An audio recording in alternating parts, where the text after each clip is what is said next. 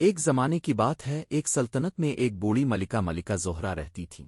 ان کے شوہر کا انتقال برسوں پہلے ہو چکا تھا، مگر ان کی ایک نہایت خوبصورت بیٹی تھی جس کا نام شہزادی مانور تھا۔ ملکہ اپنی بیٹی سے بے حد محبت کرتی تھیں۔ جب شہزادی جوان ہوئی تو اس کی شادی ایک دور دراز سلطنت کے شہزادہ حارث سے طے پا گئی۔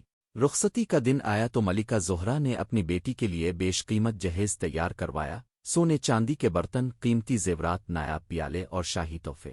ملکہ نے شہزادی کے ساتھ ایک خادمہ نسرین کو بھی روانہ کیا تاکہ وہ راستے میں اس کی خدمت کرے اور بحفاظت اسے شہزادے تک پہنچائے۔ دونوں کو سفر کے لیے گھوڑے دیے گئے۔ شہزادی کا گھوڑا شاباز تھا، یہ ایک خاص گھوڑا تھا کیونکہ وہ بول سکتا تھا۔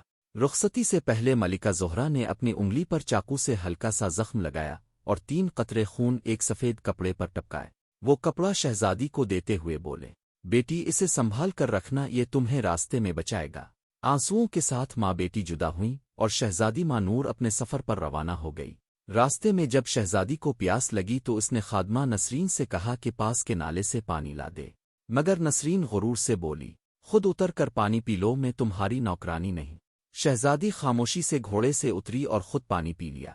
دوسری بار جب پیاس لگی تو یہی ہوا، مگر اس بار جھکتے ہوئے ماں کا دیا ہوا خون والا کپڑا اس کے سینے سے گر کر بہہ گیا۔ نسرین نے یہ دیکھا اور دل ہی دل میں خوش ہوئی کیونکہ اب شہزادی ماں کی حفاظت سے محروم ہو چکی تھی۔ نسرین نے شہزادی کو دھمکایا، اس کے شاہی کپڑے اتروائے اور خود پہن لیے۔ اس نے شہزادی کو قسم دی کہ اگر اس نے سچ بتایا تو جان سے مار دی جائے گی۔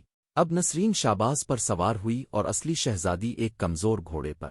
جب وہ محل پہنچی تو جشن منایا گیا۔ شہزادہ حارث نے نسرین کو ہی اپنی دلہن سمجھا اور اسے محل میں لے گیا، جبکہ اصلی شہزادی نیچے سہ میں کھڑی رہ گئی۔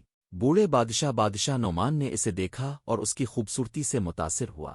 نسرین نے کہا، یہ لڑکی بس راستے میں ملی تھی، اسے کوئی کام دے دیں۔ یوں شہزادی مانور ہنس چرانے والی لڑکی بن گئی۔ نسرین کو ڈر تھا کہ گھوڑا شاباز راز نہ کھول دے، اس نے حکم دیا کہ اسے مار دیا جائے۔ شہزادی نے خفیہ طور پر قصائی کو سونا دے کر کہا کہ شاباز کا سر دروازے کے نیچے لگا دے تاکہ وہ روز اسے دیکھ سکے۔ ہر صبح گزرتے ہوئے وہ کہتی، ہائے شاباز دروازے تلے لٹکے ہوئے، ہائے شہزادی گزرنے والی، اگر تیری ماں جانتی تو دل ٹوٹ جاتا۔ ہنس چرانے والا لڑکا سلمان اس کے سنہری بال دیکھ کر حیران رہ گیا۔ جب وہ بال کھینچنے لگا تو شہزادی نے کہا، اے ہوا سلمان کی ٹوپی اڑا لے۔ تیز ہوا چلی اور سلمان کی ٹوپی اڑ گئی۔ یہ سب دیکھ کر بادشاہ نعمان کو شک ہوا۔ بادشاہ نے شہزادی کو لوہے کے چولہے سے بات کرنے کو کہا۔ شہزادی نے اپنے دکھ بیان کر دیے، سب کچھ بادشاہ نے سب سن لیا۔ شہزادی کو شاہی لباس پہنایا گیا۔